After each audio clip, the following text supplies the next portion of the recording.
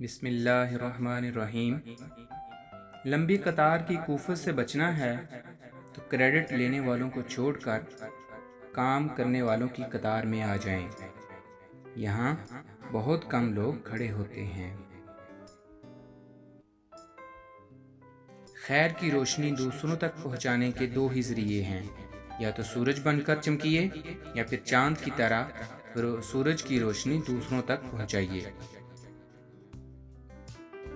शादी नाकाम किसी भी वजह से हो सकती है, कामयाब अक्सर औरत की वजह से होती है। हमें ज़िंदगी के मसाइल बुरे लगते हैं, मगर बड़ी तरक्की बड़े मसाइल के बगैर नहीं मिला करती। सितारों की तरह चमकना है तो तारीकी से डरना छोड़ दें।